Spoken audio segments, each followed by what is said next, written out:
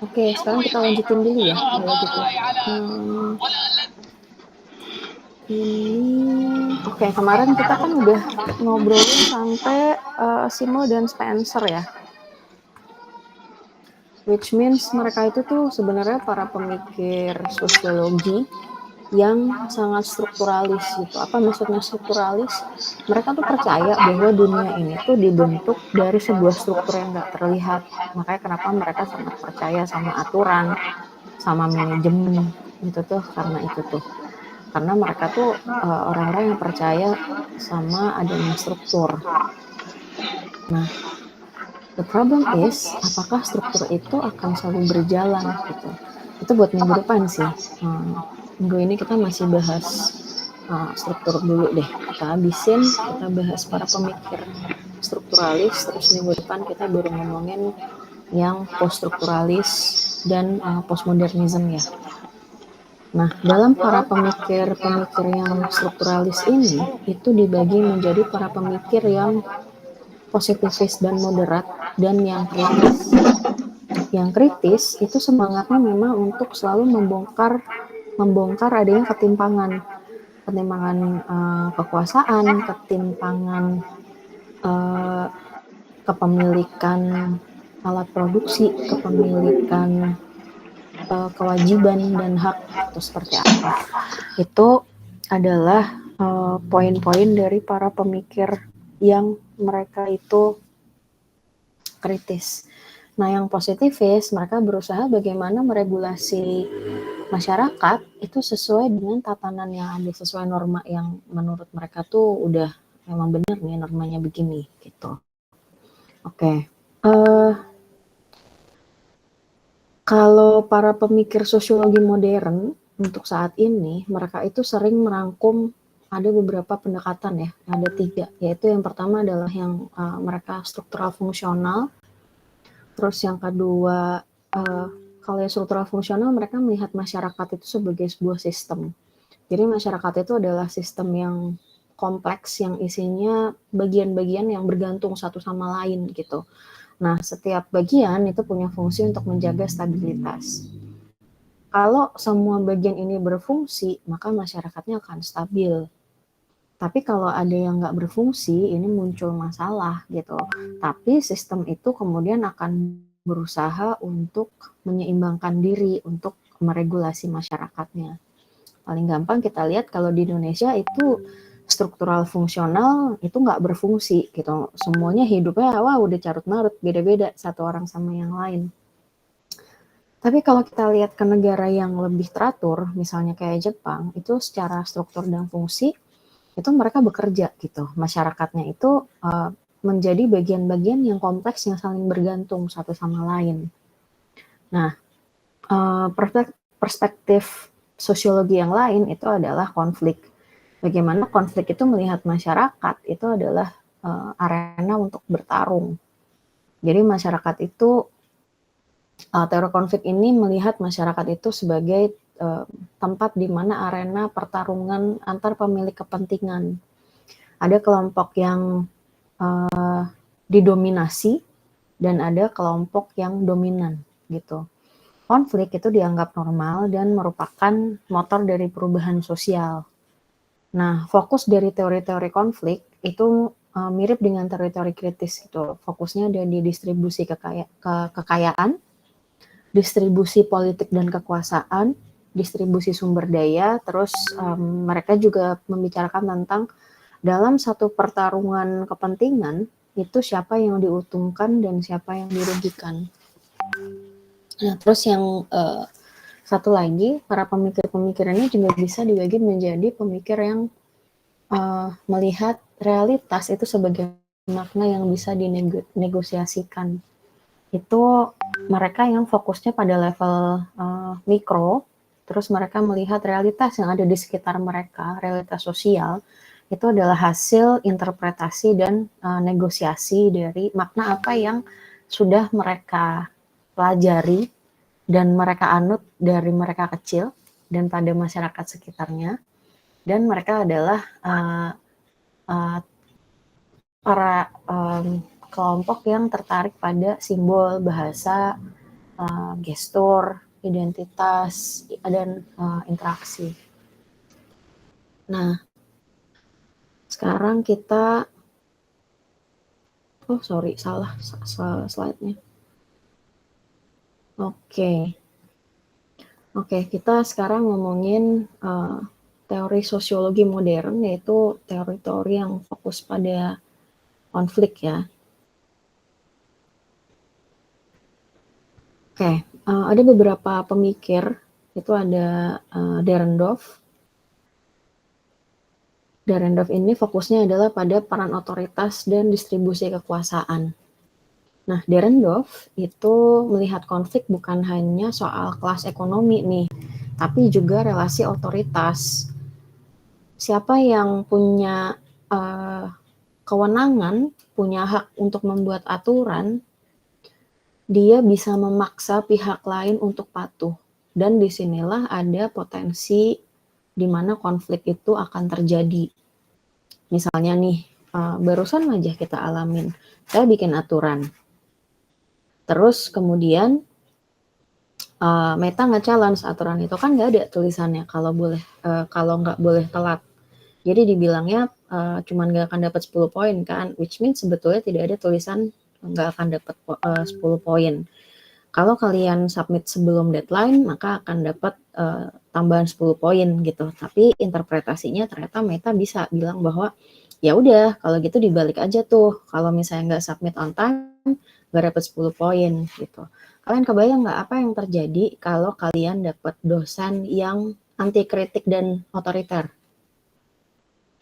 Dosen kan pemilik kebijakan ya, dia berhak bikin aturan tuh. Dan kalian sebagai mahasiswa di sini posisinya adalah mereka yang harus patuh. Kebayang nggak kalau misalnya posisinya adalah kalian dapat dosen yang nggak bisa dinego, akan ada konflik nggak di situ? Ini saya bukan rhetorical question ya, saya beneran tanya ke kalian.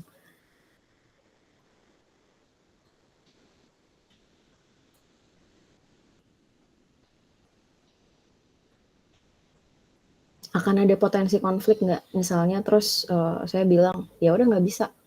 Misalnya saya otoriter gitu. Akan ada konflik nggak di kalian mahasiswa? Iya Bu, bisa. Ada sih Bu. Siapa dulu nih? Aisyah dulu atau tadi siapa satu lagi? Amanda, oke. Amanda dulu atau Aisyah dulu? Siapa dulu? Kalian aja tektokan sendiri. Mau siapa duluan?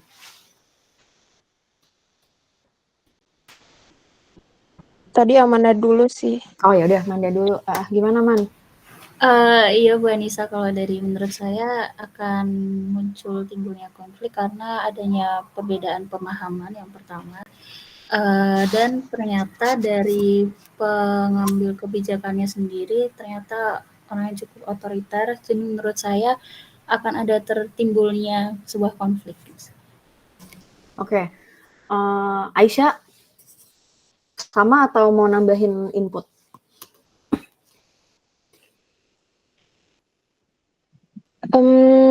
Kalau dari otoriter sendiri itu kan anti kritik ya Bu. Jadi kalau misalnya kita nyoba buat ngasih pendapat nih ke dosennya, pasti kan bakalan ditolak terus. Terus pastinya bakal menimbulkan konflik berkelanjutan kan ya. Karena kayak kalau misalnya orang anti kritik tuh pasti merasa kalau misalnya dirinya tuh benar gitu loh. Gitu sih. Jadi dia nggak akan membuka ruang buat diskusi sih sebetulnya ya kalau orang-orang anti kritik. Disitulah nanti ada yang namanya potensi konflik tuh teman-teman. Nah contoh lain ada yang bisa ngasih nggak? Paling gampang nih. Lagi panas nih sekarang. Prabowo Bu. Kenapa tuh? Jangan orangnya dong. Kebijakannya coba. Ntar kelas kita digunting lagi kalau kita ngomongin gitu. Itu Bu, kemarin kayaknya di salah satu pidato itu ada yang mention apakah beliau diktator apa bukan, terus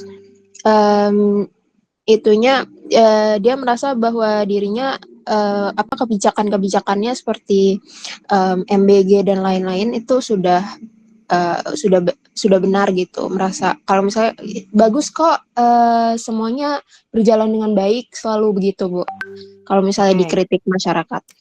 betul. Itu kalau dikritik emang gitu tuh. Antara emang staf susnya nggak kerja, nggak ngasih kenyataan di lapangan seperti apa, atau emang dianya aja tone deaf sih sebetulnya. Terus kalau yang lain ada nggak? Kalian ada masalah apa di kampus? Gak usah sebut nama dosennya. Kebijakan dari dosen itu yang bisa menimbulkan konflik nih, atau memang konfliknya udah terjadi gitu karena dosen itu ada nggak? Atau dari kampusnya misalnya kebijakan kementerian apa gitu.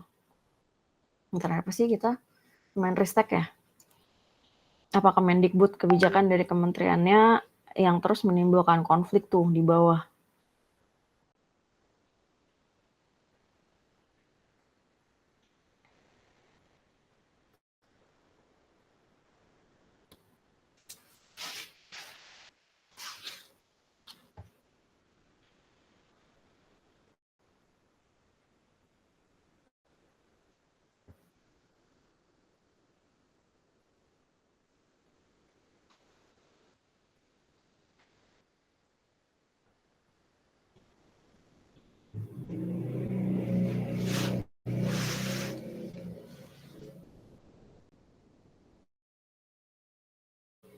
UKT ada yang pernah jadi isu nggak sih? Atau misalnya kebijakan terkait magang tiba-tiba nggak bisa diakuin gitu. Biasanya sih keputusan-keputusan yang dari pusat ya, yang benar-benar nggak bisa dinegosiasiin gitu. Terus tiba-tiba, ya udahlah emang mau nggak mau harus harus kita ikut aturan ini gitu. Ada kebijakan apa lagi? Ada contoh apa lagi nih terkait konflik modern?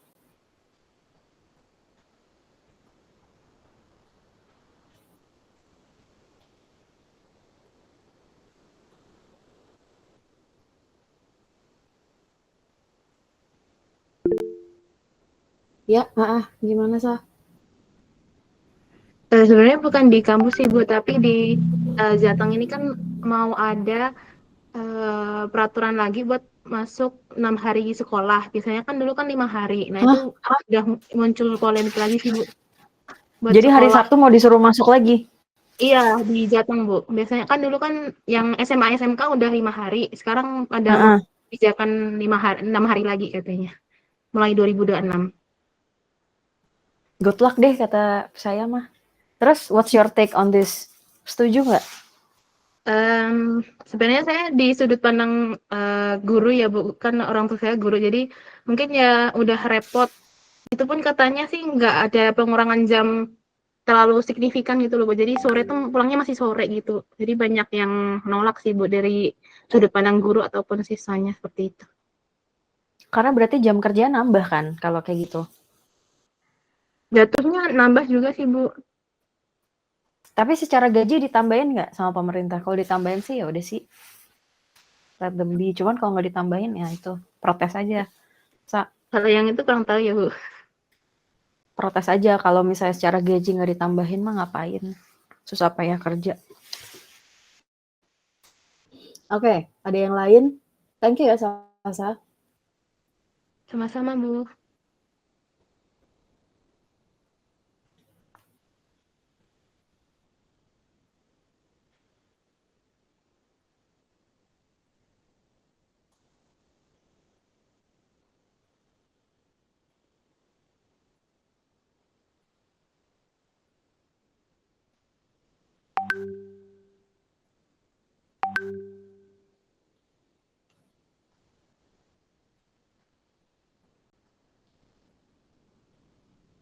Oke, ada yang lain?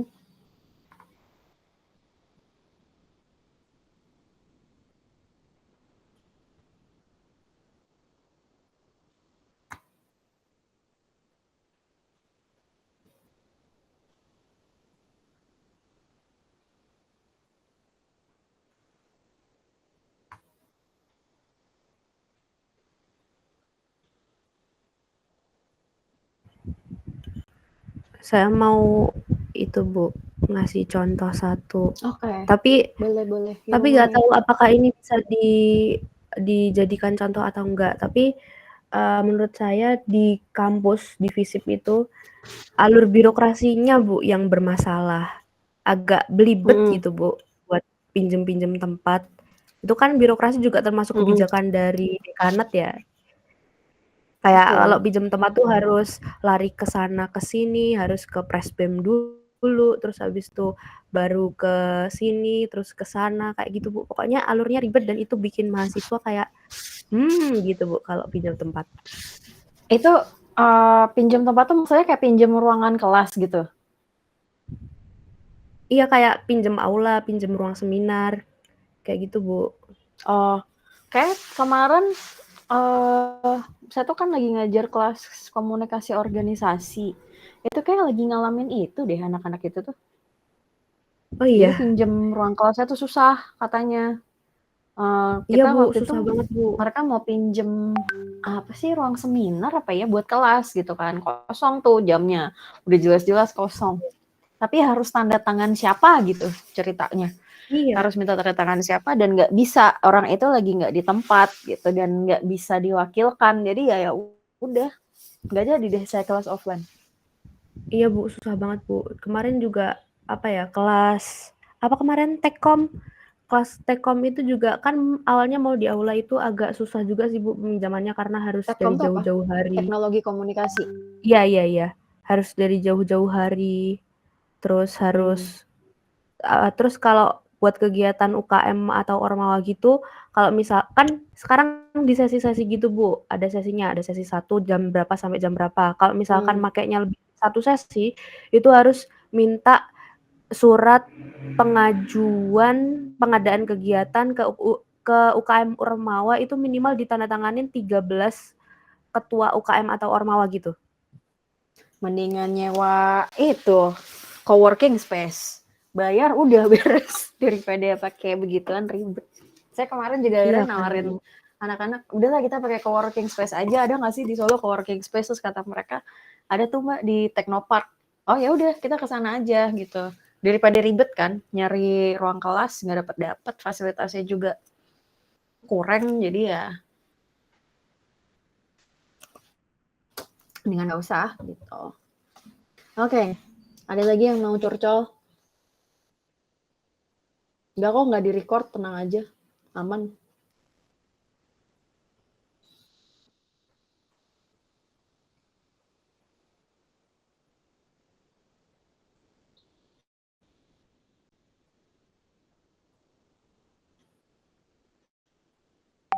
Kalau misalnya unpaid internship gitu gimana, Bu? Termasuk gak ya? Unpaid internship. Unpaid, karena posisinya gini sih, kalau unpaid internship itu, kalian kan masih belajar ya. Kecuali kalian itu probation dan nggak dibayar. Nah, itu yang nggak boleh. Kalau intern, itu kan kalian masih belajar bekerja. At least kalian hanya akan dapat uang makan dan uang transport. Selebihnya kalian nggak akan dapat gaji. Tapi di sisi lain kalian juga nggak boleh dapat beban kerja layaknya orang-orang yang full time gitu.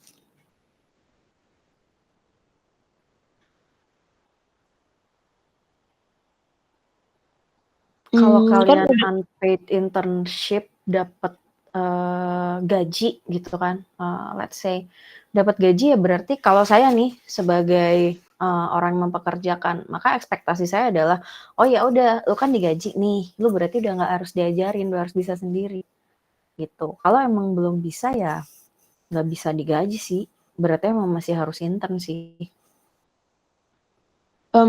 Tapi kan biasanya ada beberapa kasus ya, nulisnya biasanya unpaid internship buat nyari pengalaman gitu kan. Nah, tapi biasanya kerjanya full time gitu, lebih ke full time. Dan mungkin gajinya dikasih gaji tapi cuman kayak uang makan gitu. Iya, biasanya uang makan sama transport. Nah, kalau kalian kerjaannya full time itu nggak boleh.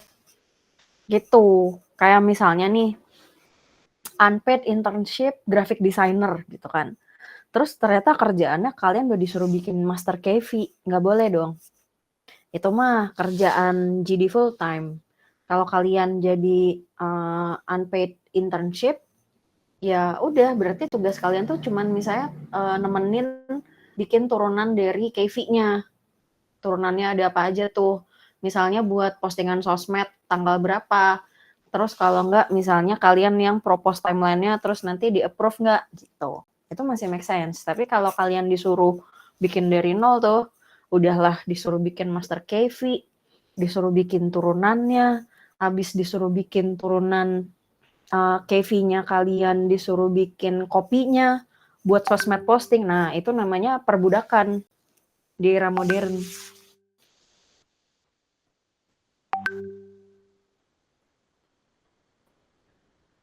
I see, Bu, I see.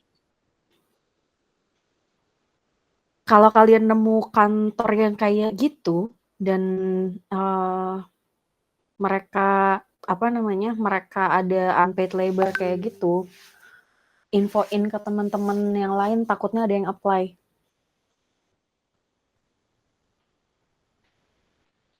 Saya sendiri sih, Bu, yang pernah pengalaman, Bu.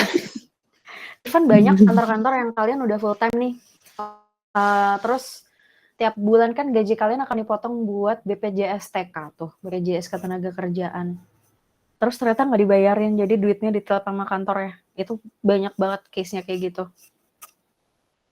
Nggak cuma 1-2. Oke. Kita lanjut ke Koser ya.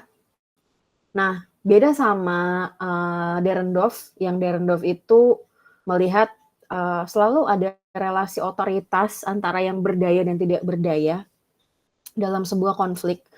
Kalau Louis Koser itu selalu bilang bahwa konflik mah nggak apa-apa, beda pendapat mah nggak apa-apa, boleh-boleh aja gitu. Karena kalau bagi Koser, konflik itu bisa memperjelas masalahnya ada di mana. Dan kemudian bagi mereka yang ditindas itu bisa ada solidaritas internal yang kemudian memicu adanya apa yang disebut sama para pemikir dari Jerman itu sebagai pencerahan. Jadi memicu adanya inovasi, perubahan gitu.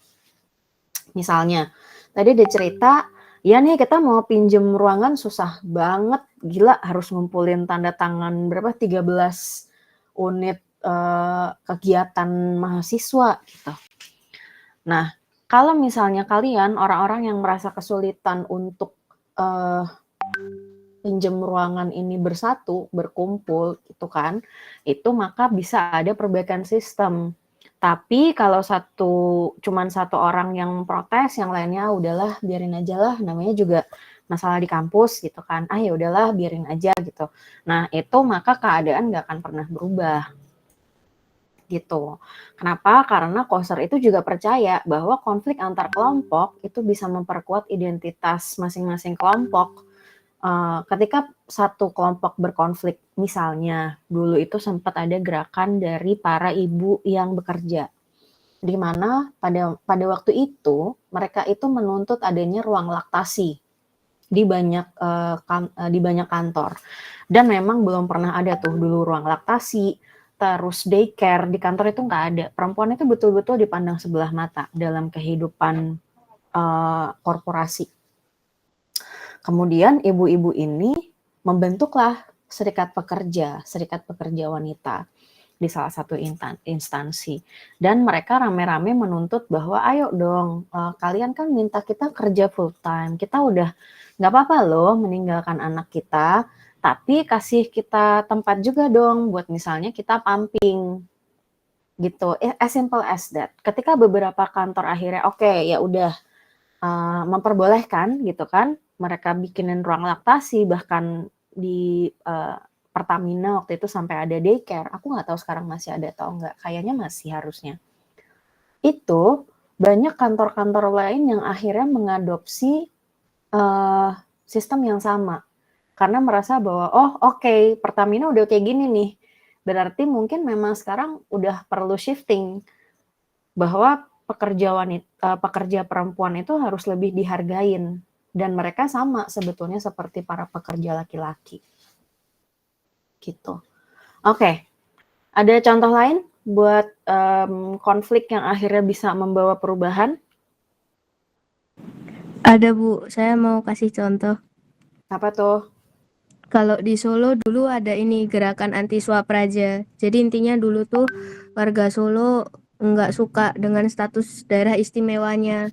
Dulu kan emang aslinya dikasih ke Solo sebelum ke Jogja. Nah, tapi karena dari dulu tuh Keraton Solo tuh dianggap nggak mementingkan rakyat. Jadi warga Solo itu protes memberontak sampai setauku ada penculikan tokoh keraton gitu. Tapi penculikannya setauku tuh cuma dibatasin akses komunikasinya, batasin akses komunikasi sama para pergerakan masyarakat tuh pengen buktiin ke Keraton Solo kayak ini loh rakyat itu nggak suka sama kinerja kalian. Nah, karena dengan protes yang terus-menerus itu Keraton tuh ngerasa terdesak, akhirnya dipindahlah status istimewanya ke Jogja dan setelah itu juga Keraton Solo nggak punya kuasa apa-apa lagi sampai sekarang juga gitu, Bu. Jadi daerah biasa ya, bukan daerah istimewa. Iya, betul. Oke. Nah, tapi kemudian ada efeknya nggak setelah Solo nggak jadi daerah istimewa? Ada Bu, lebih ke secara ini sih pemerintahannya sih, karena dulu sama keraton itu setahu saya banyak yang kurang suka karena keratonnya ini mentingin diri sendiri gitu.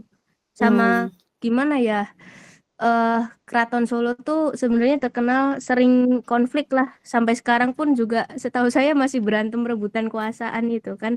Nah, makanya tuh rakyat Solo tuh ngerasa kayak kurang diperhatikan sama Keraton Solo. Sama setahu saya sih dari dulu tuh Keraton Solo tuh istilahnya eh selalu ngejilat sama pemerintah Belanda gitulah. Makanya rakyat Solo punya sentimen kuat sama keraton sebenarnya. Oke. Terus sekarang Solo dikuasain sama siapa? Sama Jokowi. Susah. Sama pemerintah daerahnya. Jadi warga Solo tuh seenggaknya pengen bisa milih itu Bu, milih penguasa. Karena kan kalau sama keraton kan nggak bisa milih penguasanya, nggak bisa milih mau yang mana gitu penguasanya. Tapi kan sekarang udah diberikan hak untuk memilih ya. Kalau dulu kan harus keturunan ningrat buat mimpin daerah Solo, tapi sekarang nggak perlu kayak gitu lagi, semua bisa mimpin asal dipilih. Asal dipilih. Oke. Dan asal punya backingan politik yang kuat ya. Iya itu juga. Susah. Tetap aja Jokowi yang menguasain. Oke. Ada yang mau kasih contoh lain?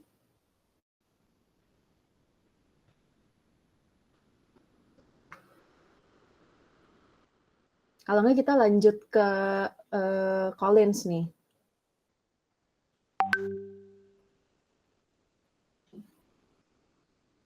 Kalau Dahrendorf Dahrendorf dia tadi pesimis ya melihat konflik, terus Koser bilang bahwa konflik tuh sebenarnya bagus kok karena benturan-benturan ini yang kemudian akan melahirkan pemikiran-pemikiran baru gitu. Collins itu dia fokus ke konflik-konflik yang levelnya mikro. Jadi Collins ini melihat bagaimana ketegangan emosional, amarah gitu kan, misalnya kebencian, itu dalam interaksi sehari-hari itu bisa terakumulasi, lalu kemudian meledak jadi konflik besar atau jadi kekerasan. Contohnya adalah Persib lawan Persija. Itu kan ketegangan emosional yang ada di dalam lapangan awalnya, kemudian meluas sampai ke kehidupan sehari-hari juga mereka berkonflik gitu kan. Terus apalagi ya, konflik misalnya antara satu sekolah sama sekolah lain. Awalnya cuman satu orang sama orang lain nih, misalnya satu digangguin gitu. Tapi kemudian meluas, membesar sampai akhirnya jadi tawuran antar sekolah. Nah, Collins ini menunjukkan hubungan dalam pemikirannya ya. Collins ini menunjukkan hubungan antara interaksi mikro, emosi, dan struktur sosial yang lebih luas. Bagaimana kemudian ketika ada emosi dalam sebuah interaksi mikro, ini kemudian bisa menimbulkan permasalahan sosial dalam struktur yang lebih luas. Ada yang bisa kasih contoh lain?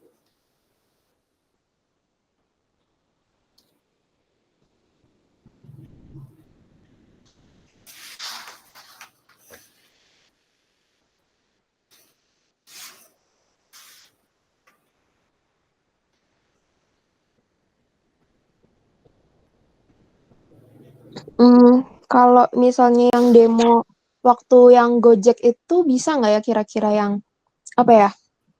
Yang Itu siapa sama yang siapa? September 2025. September baru dong. Setelah demo yang apa namanya? Kita sebelum ini Agustus ada demo apa ya? Gede banget lupa saya. Iya itu yang itu Bu. Itu kan sampai September 2025 ya. Itu itu yang maksud kamu yang aparat versus Gojek ya? Iya. Itu kan awalnya sebenarnya lebih ke mau menggugat ke DPR ya. Terus tiba-tiba nggak sengaja malah ada apa sih namanya dari pihak Gojek yang merupakan jadinya kan salah satu itu tokoh grassroots lah intinya. Itu nggak sengaja kelindes gitu, kelindes sama mobil dari polisi gitu kan. Jadinya amarahnya meledak sampai demo besar-besaran itu. Bisa. Itu iya, bagaimana ketika satu orang disakitin, terus kemudian ternyata dia tergabung gitu dalam satu komunitas yang solid kan, akhirnya jadi pertarungan tuh antara dua kubu. Gitu. Nah iya Bu, itu Bu. Oke, ada yang lain yang mau, thank you ya, ada yang lain yang mau ngomongin konflik juga?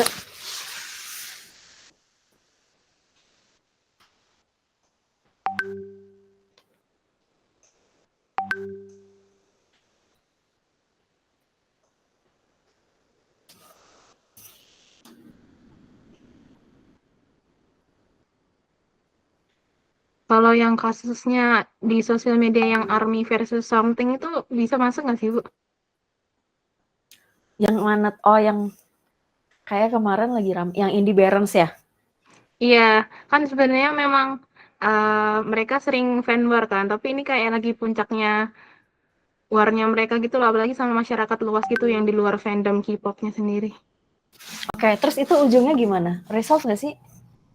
Saya kurang tahu ya Bu, soalnya itu yang menyerukan buat ngeblok itu akhirnya kan lock akun. Habis tuh masih ada pembelaan dari mereka kayak ada nggak tahu kayak surat dari mereka gitu atas nama fandom mereka. Terus habis itu entah adem sendiri gitu Bu. Sekarang masih dibahas nggak sama aku terakhir lihat itu cuma ada hostnya something lagi live di Shopee apa di TikTok ya, aku lupa, yang dihujat tuh. Makanya Kak cari tahu dong apa gitu. Itu setelah itu kejadiannya, setelah si Indie Barons disebut-sebut itu.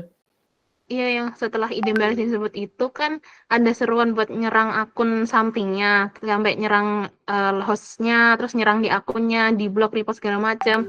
Terus habis itu banyak reaksi keras karena sampai nyeruin buat report dan blok itu. Terus habis itu terakhir kayaknya something tuh ngerilis yang berbau fandom itu sama kayak copywritingnya kayak nyindir gitu sih Bu.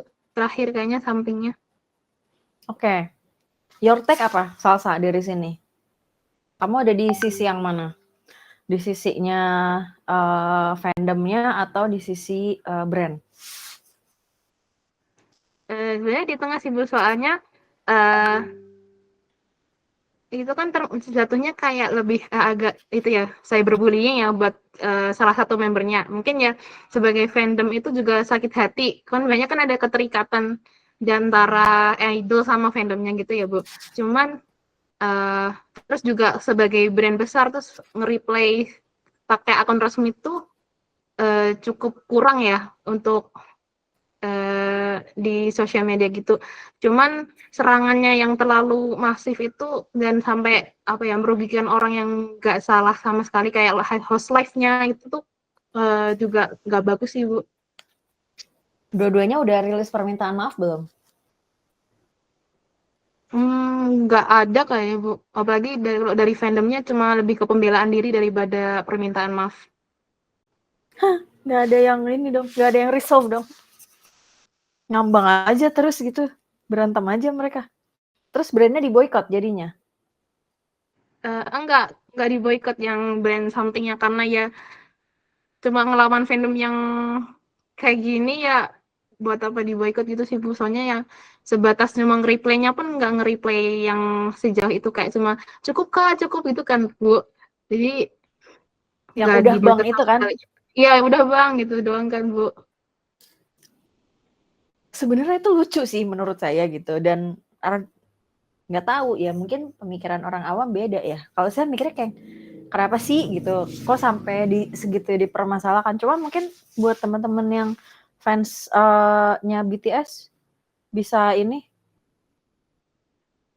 boleh nih ada ruang buat speak up.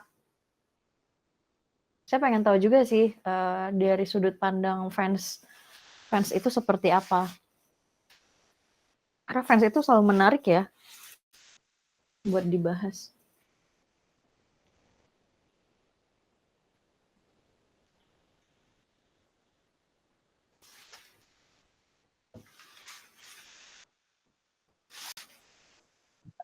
Saya dulunya ARMY tapi udah keluar sih Bu, soalnya apa namanya, fandomnya kan toksik ya. Kalau dari saya sendiri sih emang kayaknya nggak perlu dibesar-besarkan seharusnya. Maksudnya mereka kan cuma nge-reply gitu.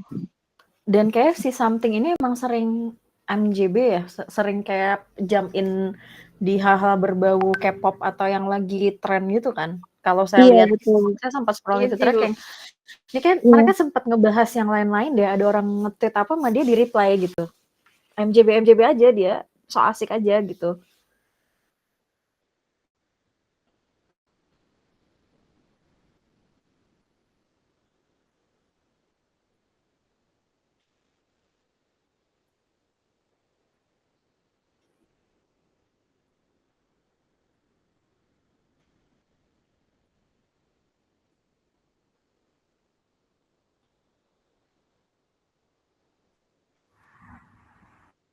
Oke, ada lagi?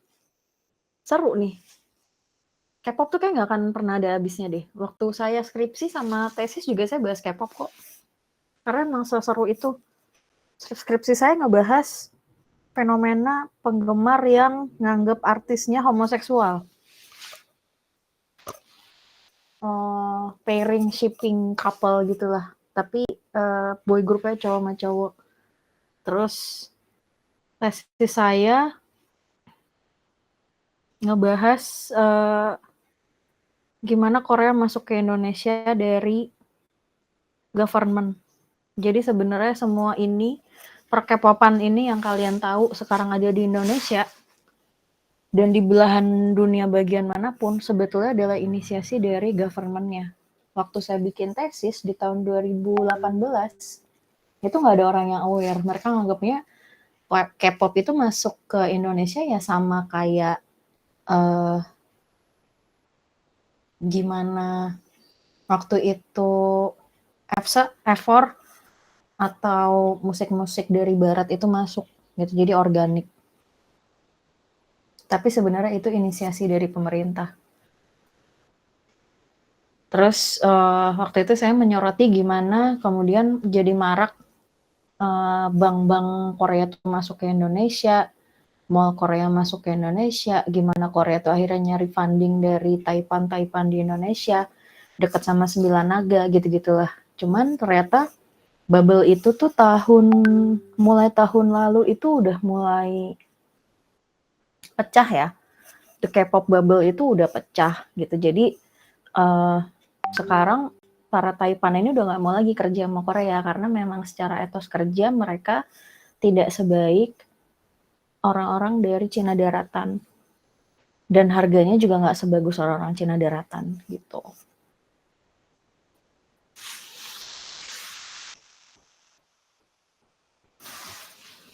Oke, masih ada yang mau bahas konflik mikro?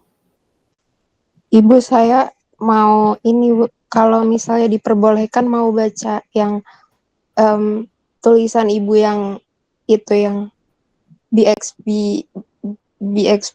K-pop. Harusnya ada di UNS. Apa Harusnya Bu ada. judulnya? Apa? Nanti coba aku ingat ya. Cuman tulisanku jelek ya. I mean, ketika aku nulis itu mungkin kalian masih SD kali. Iya, 2015 kalian apa SD apa? SMP, SD. SD dong. Iya, kalian masih Level SD. 3 Bu Atau itu. TK lagi. Susah. Ketahuan udah tua. Ntar coba ya aku cariin. Cuman ya itu, aku sih tidak puas dengan skripsiku. I think kalau kalian mau adopting skripsi ini jadi pemikiran yang lebih modern, waktu aku dulu itu udah ada fanfiction, cuman belum ada fanfiction berseri yang di Twitter. Sekarang kan ada ya, yang berchapter-chapter tuh, terus banyak screenshot kayak lagi chat satu sama yang lain gitu. Dulu waktu zamanku belum ada. Dulu orang itu masih pakainya WordPress, Tumblr, AO3 aja kayak waktu itu belum ada. Jadi sama Asian Fanfiction. So practically my source was Asian Fanfiction yang kemudian dibawa sama fansnya masuk ke Twitter. Dan terus gimana mereka nyambungin real moment si kedua artisnya ini, mereka anggap ini suatu hal yang wajar, yang lumrah gitu.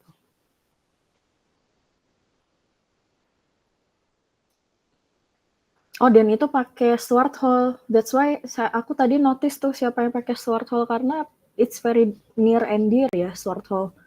Itu buat saya. Waktu itu nggak diajarin sama dosen Telkom, tapi saya nyari Stuart Hall sendiri tuh sampai saya punya bukunya. Itu kan ada dia ngomongin encoding decoding tuh cuma di salah satu jurnal, di sebuah buku terbitan tahun 2000 something dah kalau nggak salah, 2010. Aku agak-agak lupa itu. Cuma Stuart Hall ngomongin itu udah lumayan lama. Oke. Masih ada yang mau bahas konflik mikro? Kalau enggak, kita akan ngebahas Parsons. Durkheim kemarin udah kan? Sudah Bu. Durkheim. Kita akan bahas Parsons.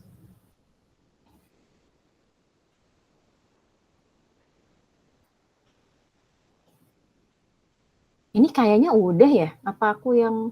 Enggak, belum ya?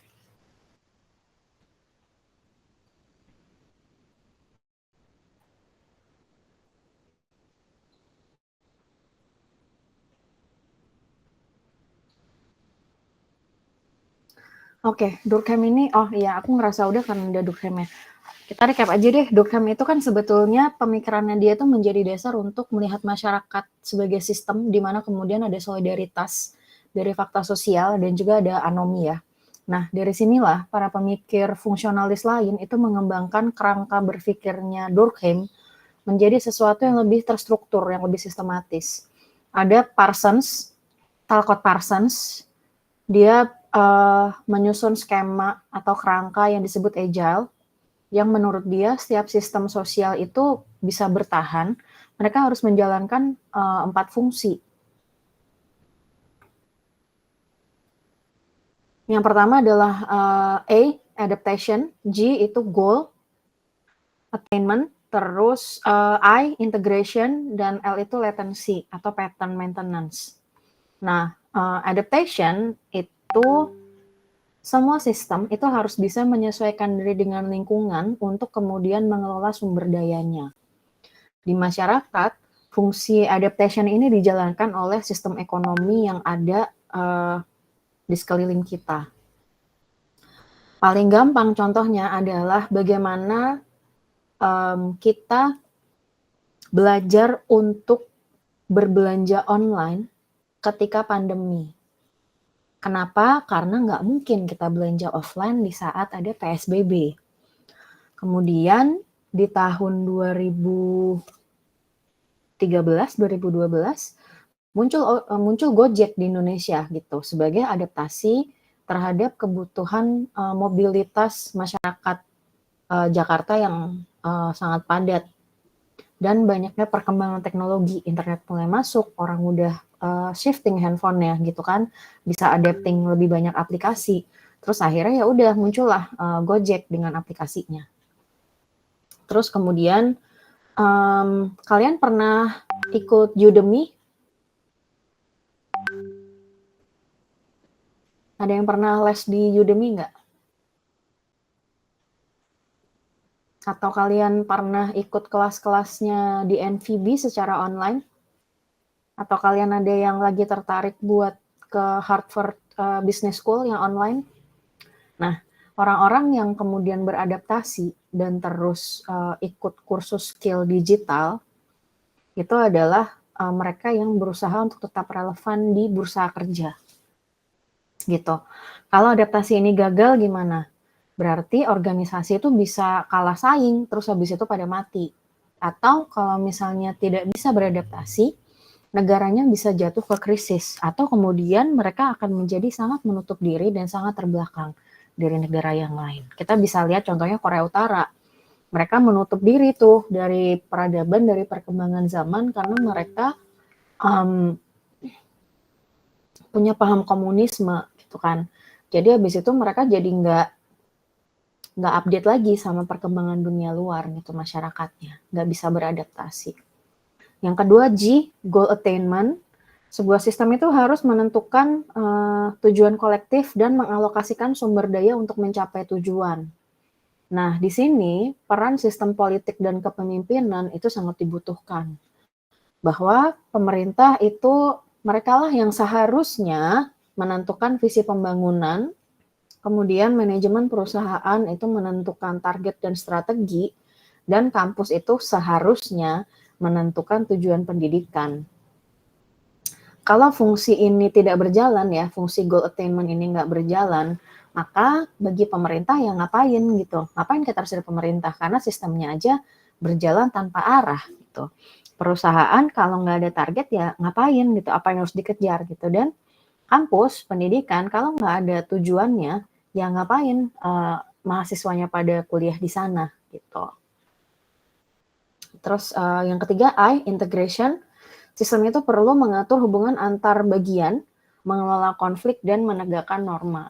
Nah, disinilah perannya ada hukum, ada peraturan, ada norma sosial, ada lembaga penegak hukum, ada mekanisme media konflik, itu perlu berjalan gitu. Kalau integrasi ini nggak berjalan dengan baik, maka konflik sosial itu mudah meledak, kemudian publik itu udah nggak percaya lagi sama pemerintah gitu kan. Dan yang ketiga adalah sistem ini kemudian bisa menuju kehancuran atau seenggaknya bisa menuju disintegrasi. Makanya kemudian di Indonesia ada emosi tidak percaya. Nah, terus L yang terakhir latency atau pattern maintenance.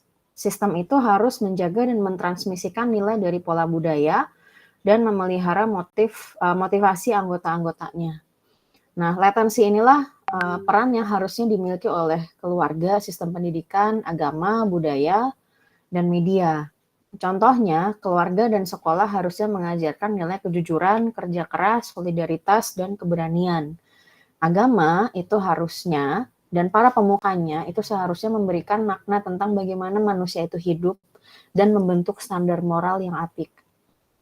Nah, kemudian dari media dan pop culture inilah seharusnya membentuk imajinasi dan aspirasi generasi muda, bukan kemudian menggeneralisasikan bagaimana cara pemuda itu bersikap.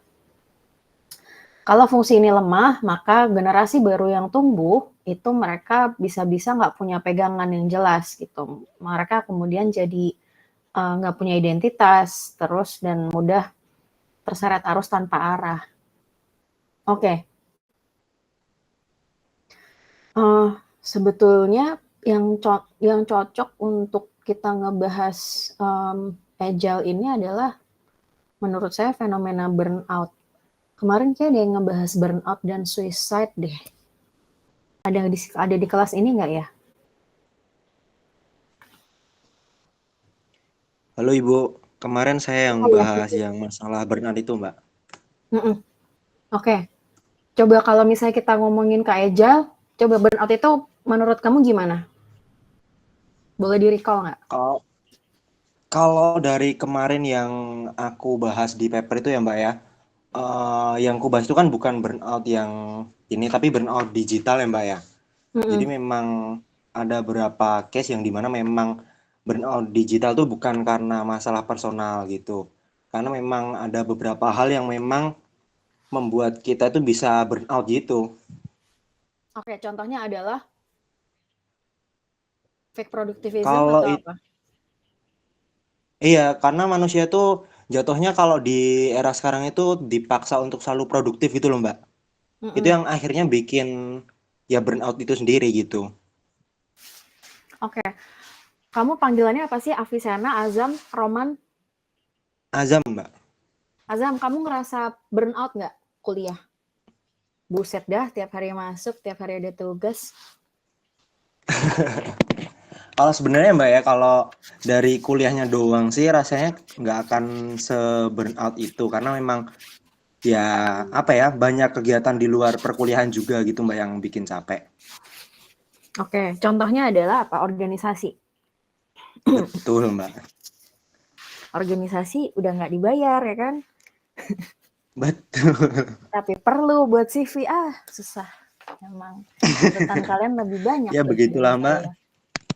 Iya, makanya kenapa Gen Z itu kayak lebih rentan burnout dibandingin orang-orang zaman dulu. Makanya menurut saya udah nggak relevan tuh. Misalnya ada orang boomers kayak apa millennials yang bilang zaman gue dulu nggak bisa karena tuntutan Gen Z itu lebih tinggi gitu. Buat perkembangan zaman ke depan tuh kalian tuh tuntutannya besar banget dan bener-bener rawan burnout. Kalau kita mau ngebahas dari konsep agile-nya Parsons ya, sebetulnya kalau misalnya dari adaptation, Gen Z itu dituntut untuk selalu beradaptasi.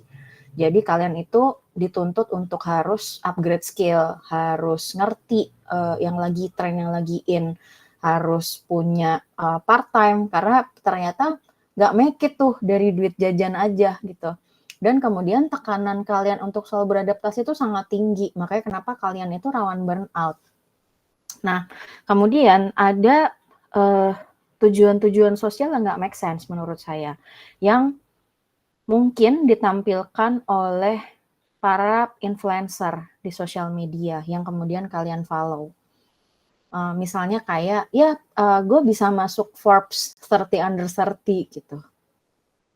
Tapi yang banyak yang dilupakan oleh banyak orang juga adalah starting point semua orang itu kan nggak sama ya. Ada yang mulainya udah di angka 100, sedangkan ada yang beberapa orang lagi mulainya bahkan nggak dari 0 gitu, dari bahkan nggak minus gitu kan, udah wah minusnya udah jauh banget gitu. Jadi gimana untuk mengejar ke titik 0 aja udah susah gitu kan. Nah, jadi standar-standar sosial yang aneh-aneh ini nih, nah ini masuk Forbes 30 under 30 nih, harus jadi influencer yang gimana gitu. Itu adalah tujuan-tujuan atau standar-standar yang nggak realistis sebetulnya. Banyak orang yang mengejar tujuan yang sebetulnya bukan punya dia. Itu tujuan, misalnya nih, orang tuanya menuntut dia untuk, kamu tuh harus kuliah. Kenapa harus kuliah? Karena setelah kuliah kamu harus kerja, kamu harus bantuin bapak bayar utang misalnya. That's sandwich generation gitu kan. Dan itulah yang menyebabkan generational poverty. Jadi kamu itu bekerja bahkan hasilnya tuh nggak bisa kamu nikmatin tuh. Kalau kamu sandwich generation itu udah kamu udah akan capek tuh buat nutupin yang lain-lain. Udah nggak sempet seneng-seneng lah gitu. Terus inilah kemudian integration, keluarga, institusi itu banyak banget tuh tuntutannya. Ya bulan puasa harus khatam misalnya. Satu Al-Quran. Ya kalau kerjaannya emang cuman hidupnya tenang gitu kan, cuman ibadah aja sih bisa. Lah kalau masih harus banting tulang gitu kan. Atau mahasiswa, masih harus kuliah nih gue. Ya nggak bisa dong gitu kan. Yang kemudian kalian lebih banyak dituntut, banyak yang toksik gitu kan, dialognya udah nggak sehat lagi. Terus kalau nanti kalian udah kerja, banyak Gen Z yang udah kerja, yang di tempat kerjanya itu budayanya tuh sangat kompetitif, sangat sikut-sikutan gitu, jadi nggak ada yang solider, kamu jadi nggak punya teman di sana, di tempat kerja gitu. Terus yang terakhir adalah latency. Latency ini kan tadi gimana sebetulnya sistem itu harus menjaga dan mentransmisikan nilai dari pola budaya ya. Latency kenapa dia jadi pemicu burnout? Karena ada nilai-nilai lama yang dipunya nama boomer sama millennials yang sebenarnya udah nggak relevan gitu sama kalian. Bahwa manusia tuh nggak harus kok kuliah misalnya. Manusia tuh nggak harus kok selesai kuliah dia kuliah lagi ambil S2. Dan nggak harus kok kerja kantoran. Bisa kerja dari rumah, bisa kerja freelance gitu. Cuman begitu kerja dari rumah dianggap nggak kerja gitu sama orang tuanya, susah. Jadi ya gitu tuh, freelance dianggap nggak kerja, itu adalah contoh-contoh latensi gitu. Bukan sesuatu yang dianggap, oh baru nih, lagi in nih, bahwa kita bisa menjadi our own boss misalnya kan gitu ya, nggak gitu. Nah ini kemudian menghasilkan tekanan gitu bagi generasi-generasi yang sedang mengalami ini. Ada tekanan adaptasi, terus tujuan hidupnya mereka kabur gitu kan. Di rumah dituntut ini itu, di kampus dituntut ini itu, jadi integrasinya tuh lemah gitu. Dan kemudian ada banyak value yang bertabrakan sama apa yang mereka percayain gitu. Ini yang kemudian menyebabkan burnout. Oke, ada yang mau kasih cerita tentang skema agile ini? Atau apa yang bisa kalian discuss?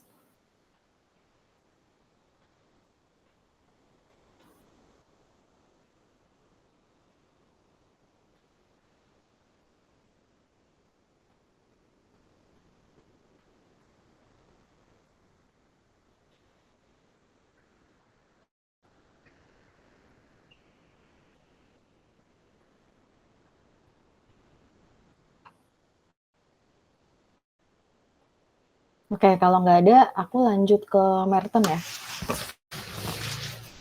Kalau kata Robert Merton, dia menyempurnakan fungsionalisme mengajak kita sebagai manusia yang punya akal itu sebetulnya untuk selalu bertanya gitu. Selain fungsi yang terlihat, apa sih sebetulnya fungsi tersembunyi dan efek negatif apa dari suatu institusi? KPK misalnya, fungsinya apa sih KPK gitu kan? Terus ada nggak sih fungsi tersembunyi dari KPK dan apa sih efek negatifnya KPK untuk negara ini? Gitu. Misalnya, let's say misalnya ada. Atau siapa sih orang-orang yang duduk di kursi KPK sekarang gitu.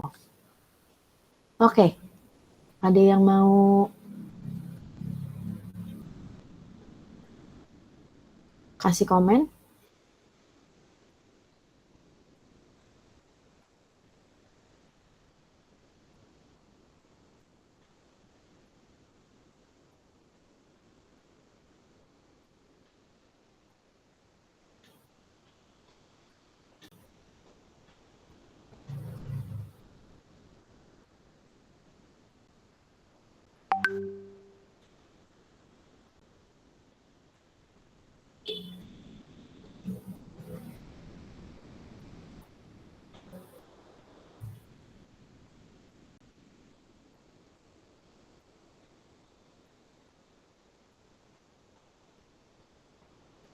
Kalau belum,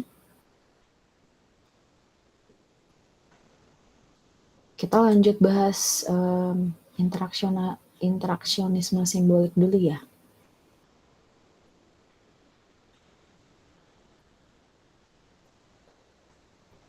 Oke, interaksionisme simbolik. Ini ada beberapa scholarsnya. Ada George Herbert Mead. Saya biasanya bilang Herbert Mead. Saya bilang lagi George Herbert Mead itu dia pemikirannya dia juga dipakai di psikologi.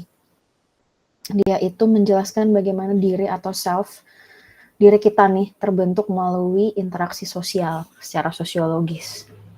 Tahapan perkembangan kita sebagai self itu adalah preparatory stage atau tahap peniruan. Terus yang kedua adalah play stage, tahap bermain. Terus ketiga game stage, bagaimana kemudian kita udah mulai paham nih, oh aturan mainnya begini nih gitu. Terus dalam game dalam play ini tuh ada siapa aja gitu di situ. Terus yang terakhir adalah generalize others, bagaimana kemudian self ini menginternalisasikan harapan masyarakat luas, bukan hanya satu orang tertentu. Intinya, dalam pemikirannya Matt adalah kita itu belajar melihat diri kita melalui cara orang lain melihat kita. Dan identitas itu adalah hasil proses sosial, bukan muncul sendirian. Contohnya, misalnya nih, secara psikologis dan sosiologis. Saya sebenarnya orangnya ceria gitu kan, sopan. Tapi ada orang lain bilang, dia mah anaknya galak, rese dia mah. Terus saya internalize gitu kan, omongan-omongan orang itulah saya yang jadi galak, jadi rese sama orang gitu. Terus identitas yang dibentuk apa? Identitasnya adalah, dia orangnya galak, orangnya judes gitu. Itu adalah hasil proses sosial, bagaimana saya internalizing apa yang dibilang sama orang lain tuh. Akhirnya masuk ke diri saya sendiri, menurut orang lain gue gitu, ya udah berarti gue ngikutin itu. Atau misalnya gini, ada orang makan mie ayam. Ketika dia makan mie ayam, dia pakai sumpit dan dia seruput. Kemudian teman di sebelahnya, di belakang kiri kanannya, itu negor dia bilang, nggak sopan makannya keluar bunyinya. Apa yang dia lakukan, kemudian dia berhenti makan keluar bunyinya. Jadi dia nggak lagi ngeseruput mie-nya. Tapi dia ganti sumpit itu pakai sendok dan garpu. Nah, kemudian dia ke Jepang. Di Jepang, semua orang makan pakai sumpit, makan mie pakai sumpit, dan kemudian semua orang keluar bunyinya. Kenapa? Kalau nggak keluar bunyi, berarti makanannya nggak enak. Terus itu dia bingung. Dan akhirnya dia sadar, ternyata beda lokasi, itu beda tuh cara memandang sesuatu. Di Jepang apa yang dianggap sopan dan menghargai, bisa jadi di satu negara, di tempat lain itu dianggapnya nggak sopan. Gitu. Oke, ada yang bisa kasih contoh?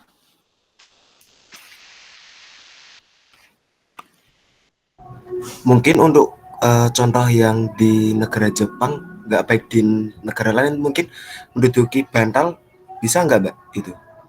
Gimana tuh menduduki bantal? Saya lagi pakai bantal lagi. Gimana dong? Kan aku kan sering nonton anime. Nah, di anime itu kayak banyak karakter-karakter yang dudukin bantal. Nah, di tradisi Jawa kalau katanya dudukin bantal itu apa ya? Kayak dilarang gitu loh. Bahkan soalnya itu kan bantal buat kepala gitu. Jadi dilarang oleh orang-orang gitu. Baru tahu. Iya ya. Waduh. Pantesan saya sering dianggap nggak sopan ya sama orang. Oke. Ada yang lain?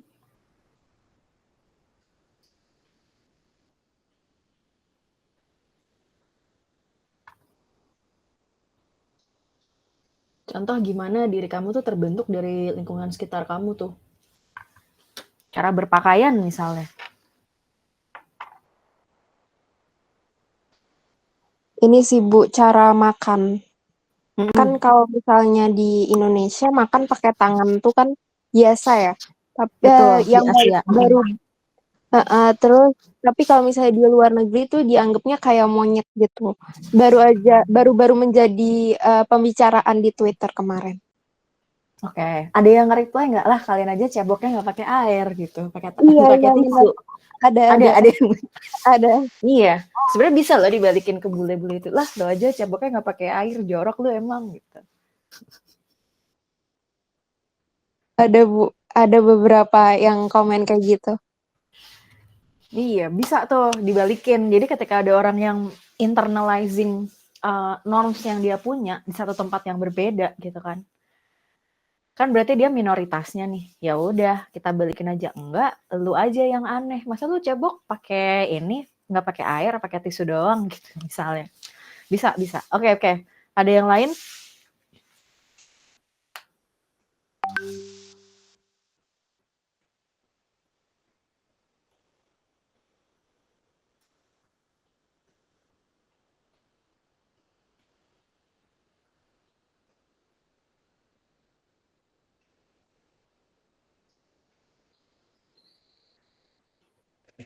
Ini saya yang lihat beberapa waktu Bu, ada kayaknya di sosial media.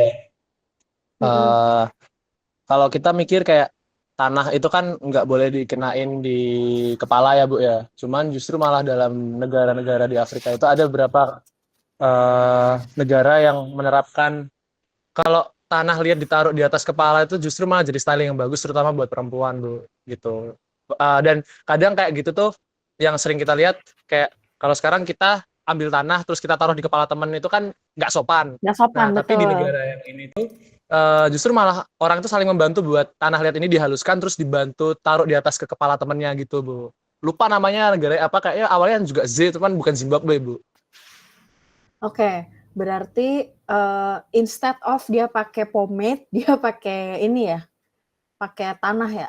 Iya, tanah liat. Kurang lebih kayak pomade yang hampir permanen gitu sih Bu, karena selama rambutnya tumbuh itu juga nggak akan dibersihin tanahnya Bu. Jadi bener-bener tanah liatnya tuh mengeras jadi satu sama rambutnya gitu loh.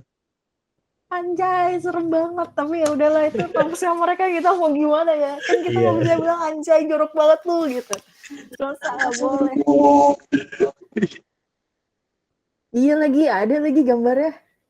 Ada yang pakai hiasannya dari tutup soda lagi. Kocak ternyata mereka. Oke. Ada lagi yang mau kasih samples? Itu Bu, kalau sembayang. Apa tuh? Kalau buat yang keturunan Tionghoa atau di Kelenteng, setahu saya mereka punya aturan kalau ngasih dupa sembayang itu aturan ganjil. Jadi bolehnya 1, 3, 5 gitu. Nah, aku kaget soalnya kalau sembayang biasanya ya ambil 1 aja, tapi terus dikasih tahu orang kan kalau di Kelenteng aturan ganjil gitu buat kasih dupanya. Ganjil. Kamu enggak? Kamu genap ya? Atau 1 doang? Aku biasanya 1, soalnya kalau di wihara ambilnya 1 aja. Oh gitu. Iya. Iya. Saya ganjil. Soalnya nggak dikasih tahu kalau aturannya ganjil genap Harus gitu. ini ya. Bilangnya cuma ambil aja 1 gitu. Terus kemarin habis main ke Kelenteng dikasih tahu aturannya ganjil ambil 3 aja gitu. Soalnya katanya biasanya kalau yang orang-orang Chinese ambilnya 3 gitu. Oke. Menarik. Saya malah baru tahu ada yang 1. Oke. Ada yang lain? Mbak boleh beri kasih contoh kalau di Indonesia itu kan kita ramah senyum gitu ya. Tapi kayak kita tuh senang untuk disenyumin. Tapi kalau kita traveling ke Rusia, mereka semua itu lebih ke mukanya datar. Giliran kita mau senyum, itu akan dianggap orang aneh gitu. Jadi kayak sangat bertolak belakang. Asia emang ramah sih. Asia Tenggara ya. Masih mau nyenyumin, kasih senyum ke orang lain gitu kan. Iya betul. Jadi kayak kita dianggap kayak sebuah bangsa yang ya setidaknya bahagia gitu. Tapi malah itu tuh tidak berlaku di negara seperti contohnya di Rusia. Sekarang saya baca seperti itu sih Mbak.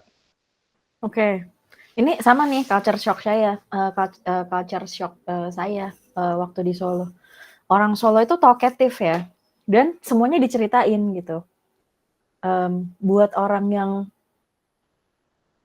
sangat introvert dan individualis, saya agak bingung ketika waktu itu saya naik gokar, tiba-tiba abangnya cerita from A to Z, terus saya nggak nanggepin, tapi dia tetap aja cerita, tetap aja mancing gitu cerita kayak, baru datang ya Mbak, obviously saya lagi di bandara dan baru datang dong, nggak mungkin dong saya ngapain di bandara gitu kan kalau nggak baru datang gitu.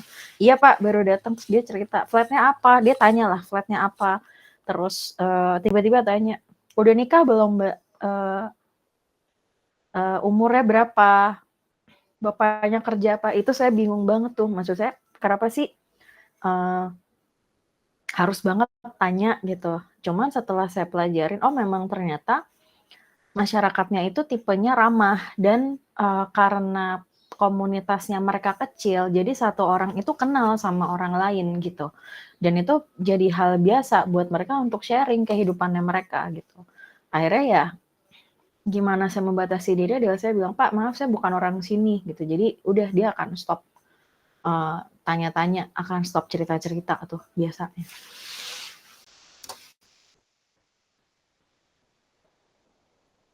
Oke, masih ada yang mau kasih contoh atau kita bisa lanjut ke Bloomer? Ini besok di kelas psikologi ada juga nih, padahal mereka Matt sama Bloomer. Tapi beda ini sih, beda yang dibahas.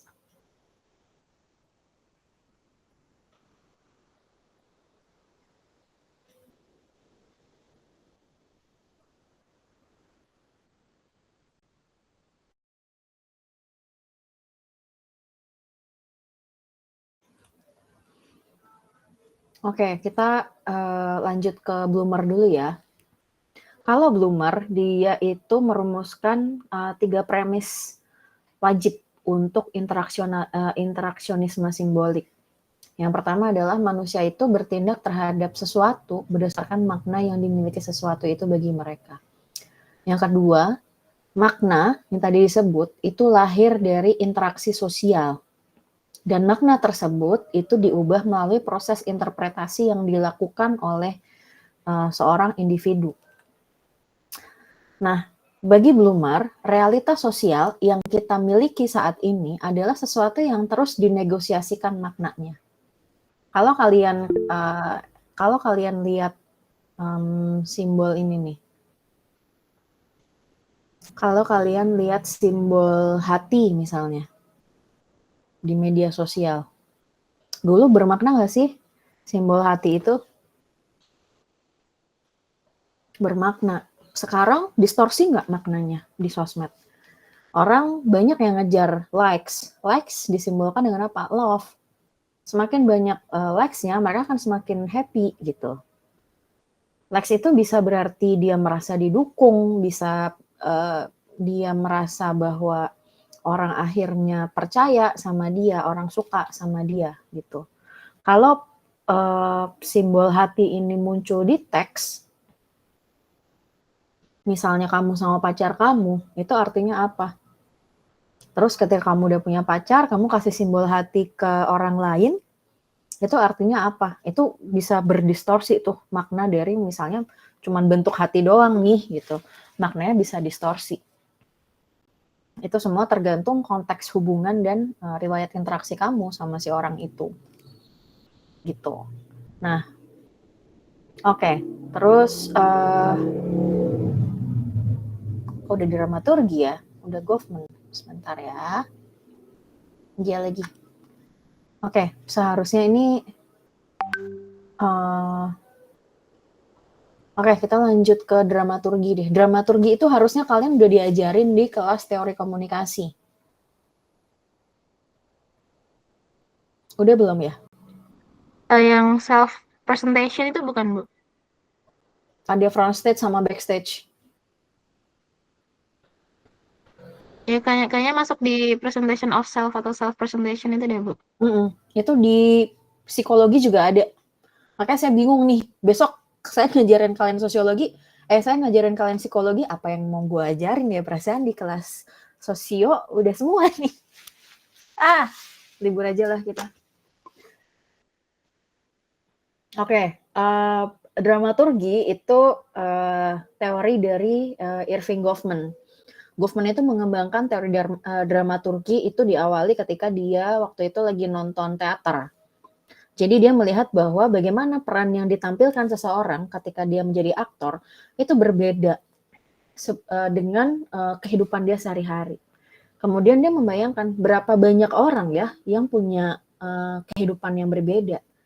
Apa yang dia tampilkan ke orang lain itu berbeda dengan dia di rumah.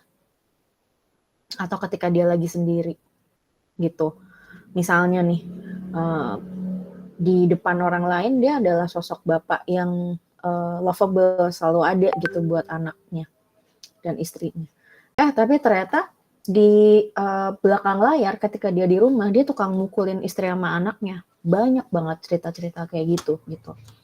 Dan apa yang bisa kita lakukan ya nothing. Kita tuh semua penonton. Jadi Irving Goffman itu mengembangkan teori dramaturgi di mana kehidupan sosial itu dia analogikan sebagai panggung teater. Manusia adalah aktornya, self, diri itu adalah aktornya, orang lain itu semuanya adalah penonton. Di mana self itu punya 2 wilayah utama, yaitu yang pertama front stage dan kedua backstage. Front stage itu adalah bagaimana kita mencitrakan diri kita di depan orang lain. Sesuai apa yang kita mau dan sesuai apa peran sosialnya. Misalnya di kelas kalian adalah mahasiswa, tapi ternyata di luar kelas kalian ternyata adalah pewaris tahta CEO siapa, Wijaya gitu misalnya namanya. Atau misalnya di IG feed kalian adalah seorang selebgram, tapi di kelas ini kalian adalah mahasiswa. Itu adalah front stage. Terus backstage adalah area di mana kita bisa akhirnya bernapas dan lebih jujur. Misalnya ketika kalian di kamar lagi sendirian, kalian lagi ibadah gitu kan, lagi berdoa ke Tuhan, menurut saya itu adalah saat-saat di mana kalian itu paling vulnerable dan kalian menjadi diri sendiri. Itu adalah saat-saat di mana kalian ada di backstage gitu. Nah, manusia itu selalu melakukan impression management. Kenapa karena mereka itu, manusia itu selalu mengatur kesan yang ingin mereka tampilkan di depan orang lain. Mereka memilih pakaian, bahasa, style, dan apapun itu yang mereka ingin orang lain percaya bahwa mereka seperti itu. Dan mereka akan menyembunyikan hal tertentu yang mereka nggak pengen orang itu tahu. Elemen penting dari dramaturgi adalah setting. Misalnya di kantor, di kelas gitu kan, mereka lagi berakting sebagai apa dulu nih gitu. Terus yang kedua adalah appearance, apa yang mendukung setting ini. Misalnya kalau kalian jadi mahasiswa ya, bawa laptop, bawa buku gitu kan. Kalau dulu waktu sekolah pakai seragam. Kemudian manner ya, gaya bicaranya seperti apa, sikapnya, ekspresinya gitu. Nah, Goffman itu dia membuka cara pandang kritis terhadap keaslian yang ditampilkan dan sebetulnya bagaimana citra diri yang dipoles dan kemudian gap antara apa yang kita tunjukkan ke orang lain sama apa yang sebetulnya setiap hari kita jalani. Gitu. Misalnya dia postingnya tiap hari makannya di Mushu Spoon gitu kan, atau misalnya dia tiap hari makannya di Union. Tapi ternyata kalau di rumah dia nahan lapar, nggak makan karena budgetnya habis dipakai buat makan di Mushu Spoon gitu. Banyak nggak? Banyak banget orang-orang kayak gitu. Jadi sosial media mereka, media sosial mereka adalah front stage besar. Sedangkan ketika mereka sedih, ketika mereka lelah, lagi nangis itu backstage-nya itu jarang dibuka di publik. Cuman sekarang yang saya lihat, mungkin ini salah satu cara untuk mematahkan apa yang disebut dengan teori dramaturgi ya. Saya sekarang melihat di sosial media banyak orang yang punya pemahaman baru bahwa being vulnerable is okay, being not okay is okay. Jadi gimana kemudian banyak postingan-postingan yang mulai embracing bahwa manusia itu nggak harus selalu perfect, bahwa manusia tempatnya salah, tempatnya nggak ngerti apa-apa, it's okay kok buat kita tuh nggak sejago orang lain misalnya, lebih ke accepting ourselves kalau kita emang nggak sejago itu, kita nggak sekeren itu, that's okay, and that's okay to be NPC in this life, you're not the main character, and that's okay gitu to be NPC, buat punya hidup yang biasa-biasa aja gitu. Itu tuh sekarang menurut saya ini adalah cara cara masyarakat melawan apa yang disebut dengan dramaturgi gitu. Oke. Ada yang mau komentar?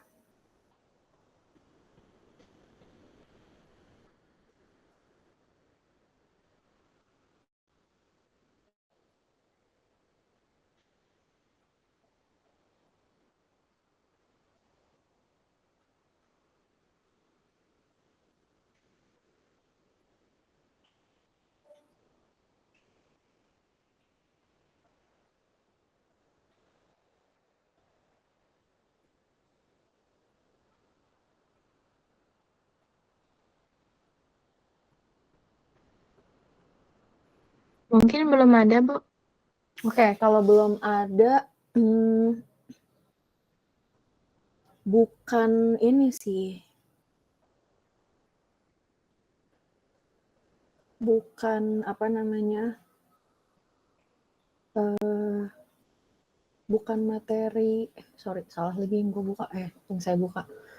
Bukan materi tambahan sih. Kita kan belajar beberapa pemikiran ya hari ini. Buat masuk materi minggu depan itu tuh saya mulai masuk jelasin postmodernism. In which apa yang kita tahu sekarang sebagai masyarakat pada umumnya, sebagai orang normal itu akan dibalik tuh logika berpikirnya di kelas-kelas posmo. Para pemikir-pemikir posmo ini adalah para pemikir-pemikir yang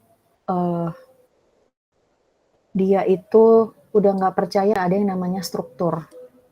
Apa yang kita tadi bahas sampai hari ini di kelas ini, itu masih seputar para pemikir-pemikir yang percaya sama yang namanya struktur. Jadi ada struktur, ada sistem, ada fungsi. Bahwa kemudian apa yang mereka pikirkan itu bisa memberikan sebuah kemaslahatan umat gitu. Bisa, ini kok bisa positif kok ke masyarakat gitu. Cuman di era dunia sekarang yang udah gila gitu kan, media massa sama media massa yang legit sama yang abal-abal nggak ada bedanya. Terus reality sama apa yang representasi di sosial media itu udah nggak ada bedanya gitu kan. Berita sama hoax udah nggak bisa dibedain. AI udah makin kenceng nih, udah makin kayak manusia, semakin banyak di training gitu. Dan kemudian identitas udah banyak yang dipalsuin gitu. Nah, hal-hal semacam ini melahirkan pemikiran-pemikiran baru yang disebut postmodernism. Minggu depan kita akan mulai masuk ke pemikiran-pemikiran yang meruntuhkan narasi-narasi besar yang tadi kita bahas, meruntuhkan pemikirannya Marx, meruntuhkan pemikirannya Durkheim, siapa lagi, Blumer, Map, whoever they are gitu. Ada beberapa key scholars ya sebetulnya. Yang pertama ada Derrida. Terus Derrida itu dia adalah orang pertama yang memikirkan bahwa udah nggak perlu deh kita percaya sama struktur. Bullshit ini struktur. Terus ada lagi Lyotard. Lyotard adalah orang pertama yang akhirnya merumuskan terms postmodernism. Yang kemudian dia bilang kita tuh udah bukan di era modern, kita tuh beyond modernism gitu. Makanya kita sekarang ada di satu era yang namanya postmodernism. Kemudian ada scholar favorit saya, Baudrillard. Dia ngomongin bagaimana kita itu hidup di era hyperreality, bahwa apa yang sebetulnya kita yakini sebagai realitas itu bukan realitas. Contohnya apa? Saya percaya nih tadi, saya lagi ngobrol sama Salsa, sama Lima, sama Aulia, sama Pedro. Tapi sebenarnya saya lagi ngomong di depan apa sih? Di depan laptop. 20 tahun yang lalu kalau saya kayak gini, saya dianggap orang gila. Tapi sekarang, karena kita mau nggak mau termediasi lewat internet ya, karena kita belajar dari COVID, ini jadi hal yang lumrah gitu. Kamu dengerin lagu, pakai Spotify, kamu merasa itu kamu dengerin lagu. Padahal enggak, di balik lagu itu, lagu itu udah terrefinasi, kalau garam ya, udah terrefinasi berapa kali. Lagu itu sebelumnya di mixing, bukan suara asli penyanyinya, di autotune. Terus kemudian lagu itu masuk ke platform, terus keluar output suaranya tergantung speaker handphone masing-masing gitu. Handphone kamu iPhone 17 Pro Max 1 terabyte ya, siapa tahu jadi bagus gitu. Cuman kalau ternyata handphone kamu kentang jadi jelek, suara kresek-kresek misalnya. Itulah hiperrealitas gitu. Terus kita juga minggu depan kita akan bahas juga tentang pemikirannya Michel Foucault, bagaimana pengetahuan dan kekuasaan itu hubungannya erat gitu, dan nggak ada pengetahuan yang netral, sebagaimana tidak ada sejarah yang netral ya. Ternyata pengetahuan itu nggak ada yang netral gitu. Nah, kalau teori-teori klasik yang selama ini kita pelajarin itu dia masih bicara tentang struktur, tentang sistem, fungsi, kelas gitu kan. Posmo ini udah beyond itu semua. Posmo itu akan bertanya nih, apakah struktur itu benar-benar ada? Siapa yang menciptakan struktur? Buat apa mereka menciptakan struktur? Kebenaran itu apa tuh? Terus kemudian bagaimana media, bahasa, dan simbol itu nggak cuman merepresentasikan, mencerminkan realitas, tapi juga membuat realitas baru. Minggu depan itu kita akan pakai para pemikir Posmo ini untuk kita baca, let's say, Instagram filter, fake news, cancel culture, politik identitas, tokoh-tokoh populis, gitu kan. Jadi 2 pertemuan ini kalian masih belajar basicnya aja. Minggu depan kita mulai membedah dunia yang lebih carut-marut lagi gitu. Oke, ada satu form yang aku pengen kalian isi buat bridging ke materi minggu depan. Ini tolong langsung dibuka, yang udah ngebuka tolong share ke teman-temannya karena aku nggak tahu caranya share ke WhatsApp.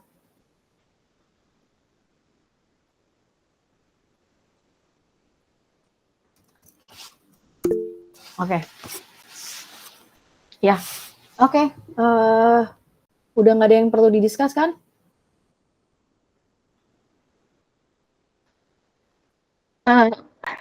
Izin bertanya, Bu. Apa tuh? Tadi ada yang bertanya masalah tugas kemarin, apakah ada transparansi Feedback kalau mulai. misal Ada dong. tugasnya, apakah ada transparansi kalau ada tugasnya ditolak? Kan nggak jadi ditolak. Soalnya di Nggak ada itu, yang Bu, ditolak kan? di di filenya tuh ada yang plagiasi di atas 25 kan nggak diterima. Terus juga tadi ada temen yang ngecek di 2 web itu beda presentasenya gitu loh, Bu. Soalnya takutnya ternyata di web satunya over 25 gitu sih, Bu. Oh, nggak apa-apa. Saya kan lumayan sering ya baca teori-teorinya. Jadi sebenarnya saya hafal kok kalian itu sebenarnya mikir sendiri atau copy paste. Baik, Bu Baru Anissa, habis terima kasih. baru habis itu kalau gut feeling saya bilang kalian copy paste, baru saya masuk internetin. Jadi nggak semuanya saya masuk internetin kok.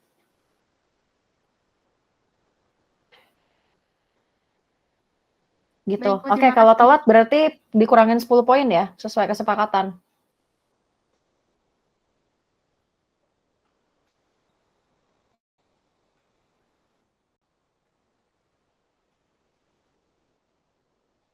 Oke.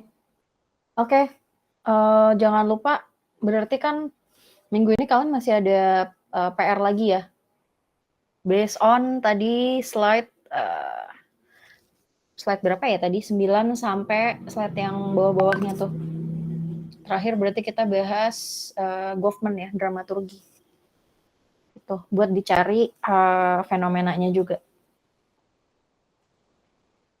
Terus minggu depan kita mulai masuk ke postmodernism.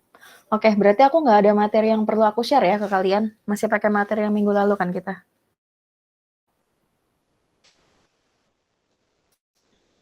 Betul, Bu Anissa. Oke, kalau gitu. Anything else?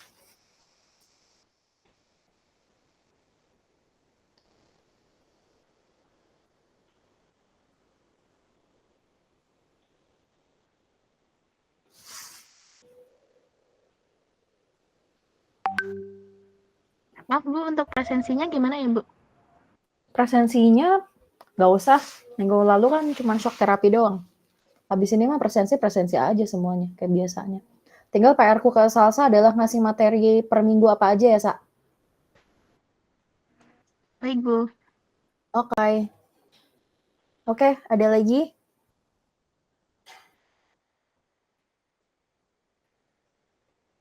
Yuk, kalau nggak kita close, udah azan soalnya.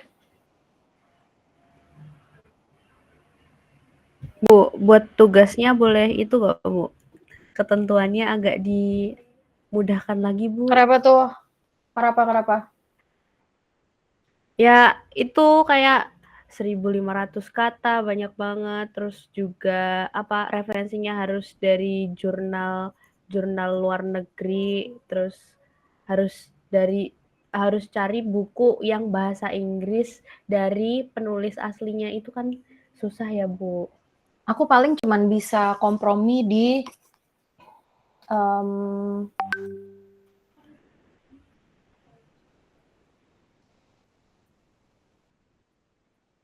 Deadline mau kapan? Senin. Tapi kapan dong saya baca ya kalau kalian submitnya Senin? Itu dia tuh permasalahannya. Bentar, aku jawab Meta dulu ya. Kalau panjang tulisan bisa nih compromise, misalnya jadi 1.200. Lumayan tuh berkurang 1,5 halaman kalian. Terus ini sebetulnya kalau kebutuhan harus pakai jurnal berbahasa asing sama buku aslinya adalah, jadi gini teman-teman, buku tentang pemikiran satu tokoh itu banyak banget ada versi bahasa Indonesianya.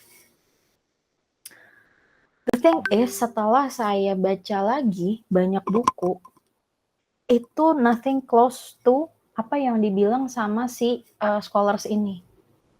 Jadi si penerjemahnya itu udah mereduksi habis-habisan apa yang dijelaskan sama si pemikir ini. Gitu. Makanya kenapa saya selalu bilang ke kalian, udah deh pakai sumber aslinya, pakai bahasa Inggris gitu. Karena kalian harus tahu juga nih, udahlah saya ngejelasinnya, saya reduksi habis-habisan karena ada keterbatasan waktu. Terus kalian pakai source-nya yang bahasa Indonesia yang lebih tereduksi lagi gitu dari apa yang saya jelasin. Jadi mau secarut-marut apa nanti kelasnya kalau kayak gitu. Makanya kenapa kalau sourcing saya nggak bisa kompromi, kalian tetap harus pakai satu buku asli dan satu jurnal bahasa asing.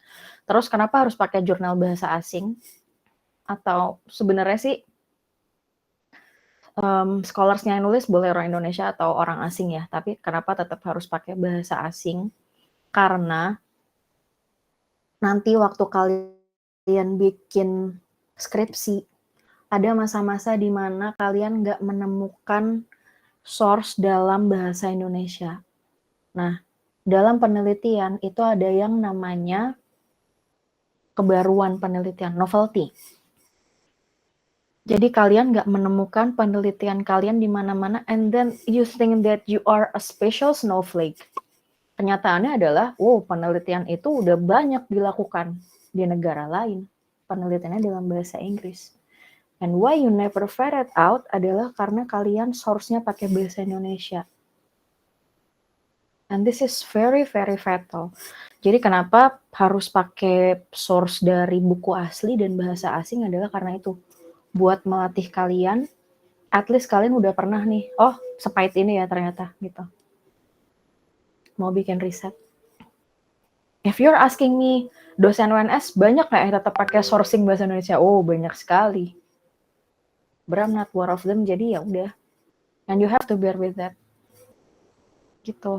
Siapa tahu kalian dapat saya nguji, nah itu yang saya takutin. Tapi kalau berapa words, oke bolehlah kita reduce dari 1.200 maksimum. Sorry, 1.200, 10% dari situ. Jadi 1.300-an itu maksimum, minimumnya 1.000-an, 1.100 bisa, boleh. 1.080 berarti ya Bu? Ya, kalau sekitar segitu boleh. Oke deh Bu.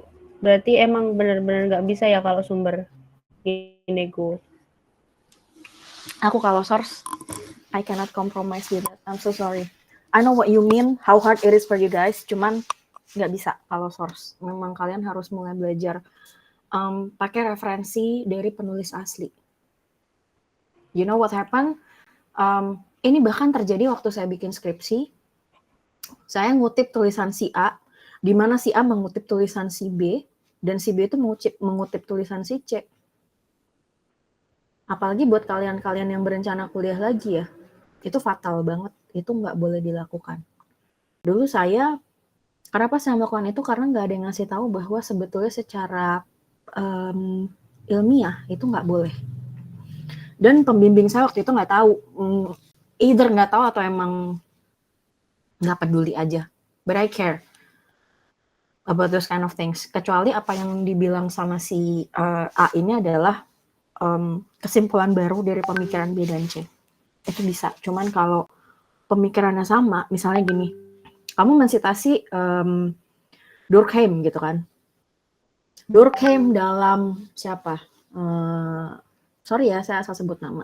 Dalam Ali Fikri misalnya, dalam Muwafaq, nama belakangnya Muwafaq kan. Muwafaq, 2025. Menjelaskan Durkheim adalah apa? No, cannot. Kalau kamu ngomongin Durkheim, then you have to cite him properly based on what he wrote at that time. Jadi citasi kamu nanti ujung-ujungnya adalah Durkheim, terus tahunnya tahun berapa tuh? 1900 something lah.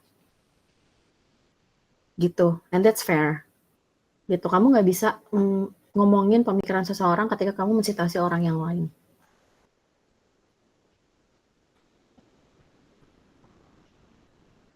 Gitu, oke?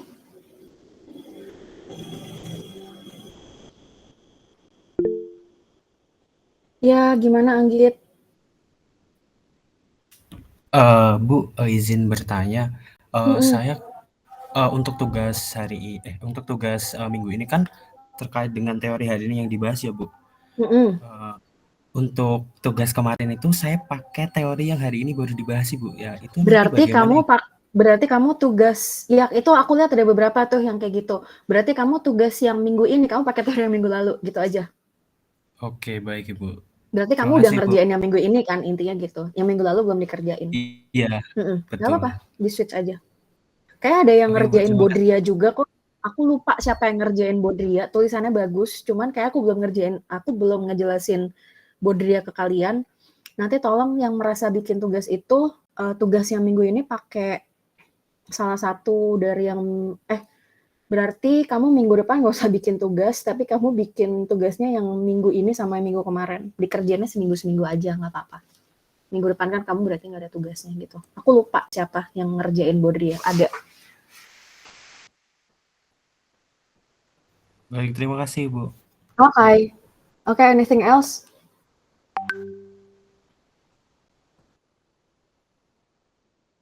Jadi kapan tuh? Aku tuh sebenarnya mulai baca tulisan kalian itu hari Senin jam 10.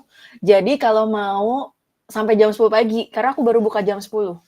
Aku jam 12 malam itu cuma ngecek siapa yang udah submit, siapa yang belum. Terus udah beberapa aku skimming aja sambil mau tidur, terus paginya baru aku baca. Jadi kalau kalian mau, aku paling bisa toleransi sampai hari Senin jam 9, jam 10 teng deh. Gitu, oke. Berarti kan kita sisanya dikit banget nih pertemuannya ya kan. Jadi ya udah, kita tuh sisa minggu depan doang nggak sih? Apa minggu depan lagi UAS kan? UAS nggak usah masuk lah.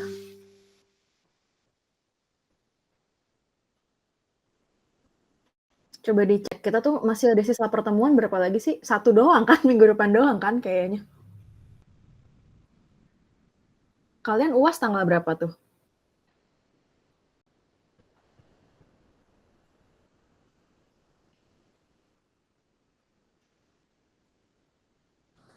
Iya Bu, sepertinya emang 1 pertemuan lagi habis itu UAS. Asik, udah selesai. Oke, kalau gitu nggak apa-apa deh, berarti kan tugasnya 2 kali nih, minggu ini sama minggu depan. Terus yang tanggal 9 Desember kan presensi aja. Kalian itu minggu UAS kan?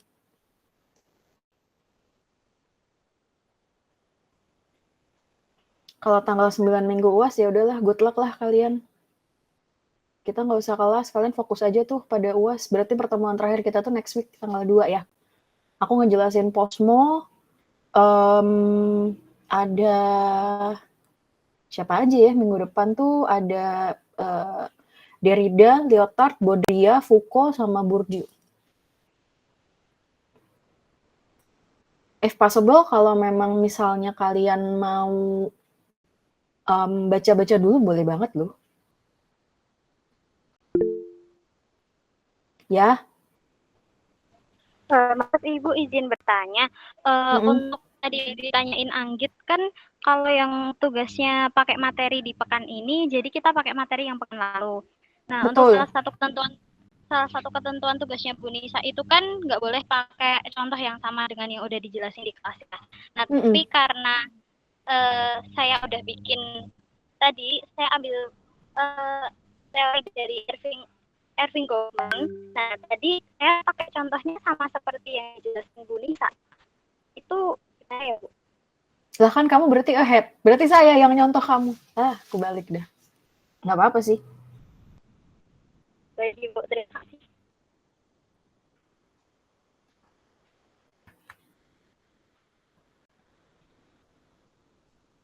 Nggak apa-apa, aman kok. Iya. Kemarin kan minggu lalu cuma dijelasin sampai ke Durkheim ya. Saya juga baca tuh ada yang dramaturgi, terus saya bingung, emang gue udah ngejelasin ya? Ya udahlah.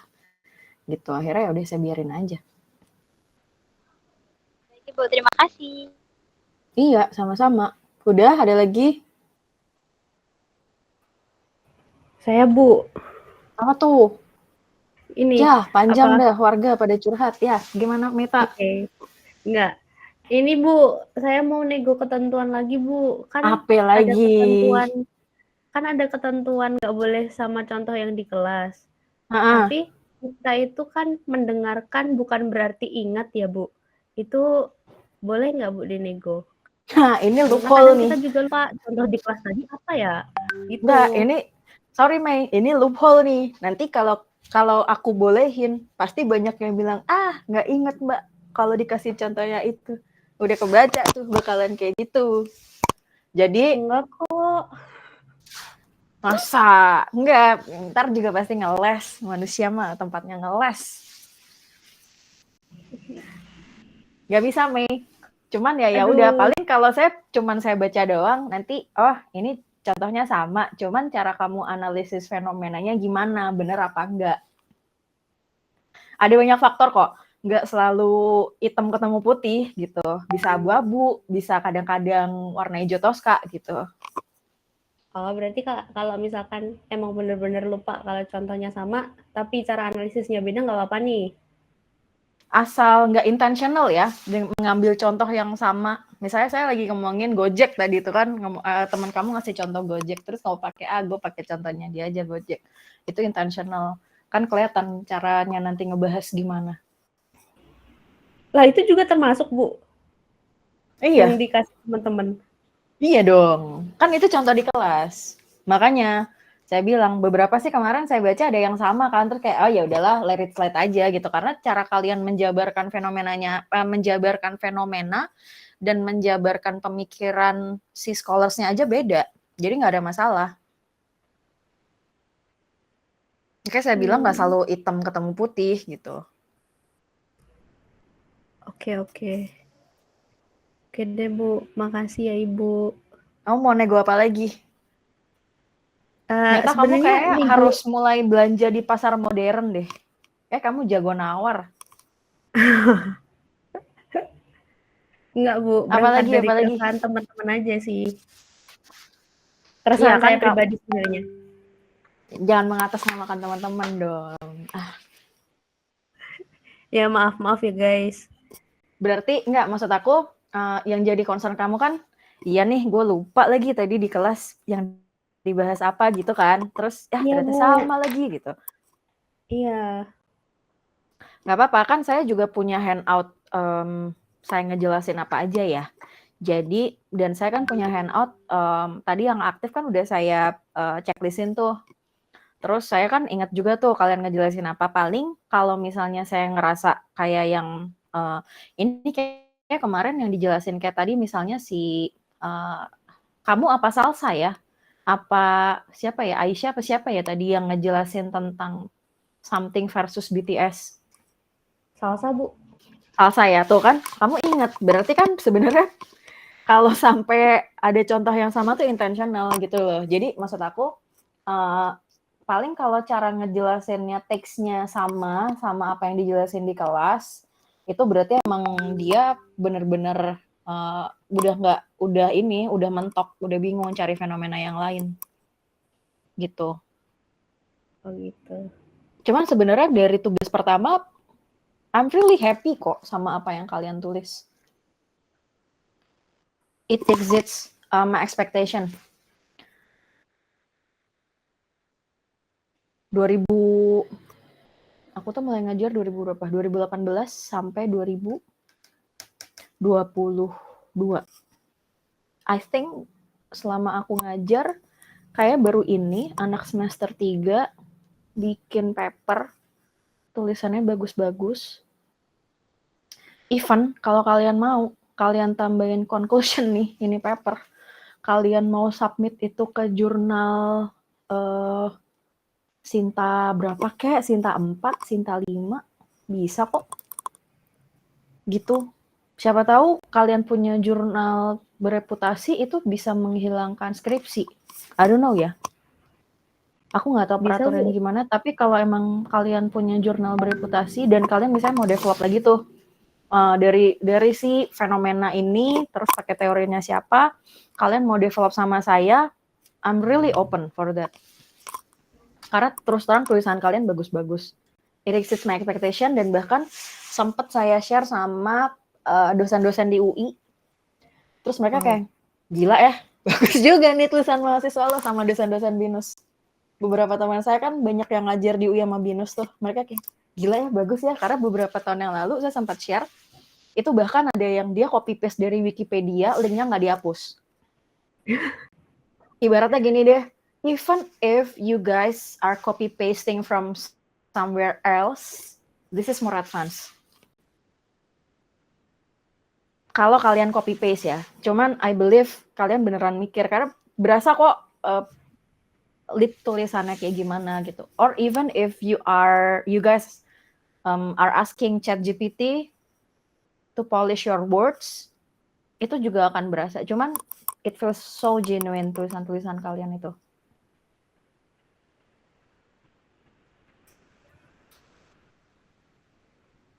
Oke, ada lagi. Meta, kamu mau nego apa lagi? Kalau bisa sampai ini sih, Apa Bu, lagi? penghilangan tugas aja. Penghilangan tugas, enak aja. Nggak ada. Nggak bisa kalau penghilangan tugas. Daripada kalian dikasih tugas mulu, nggak diajarin, mendingan saya ajarin. Habis itu saya minta recall, makanya saya suruh bikin tugas. Kalau nggak gitu nggak akan recall tuh. Ini aja masih enak dijelasin. Ada dosen yang cuman asal ngasih tugas. Udah pokoknya lo bikin itu. Lah pusing. Nggak ngerti caranya bikin lagi. Nah, ini mah enak. Udah ada deadline-nya. Kalian tinggal ngikutin aja.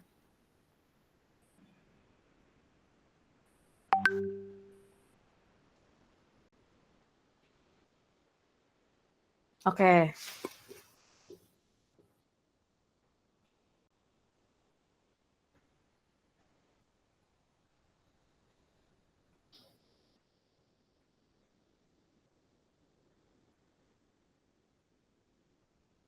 Ada lagi?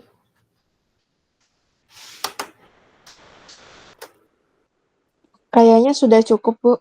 Oke, Iya, baiklah. sangat cukup, Bu. Kalau begitu, kita akhiri kelas ini. See you next week. Kita akan mulai bahas posmo ya. Oke, Bu, thank you siap. semuanya. Dah. Bab.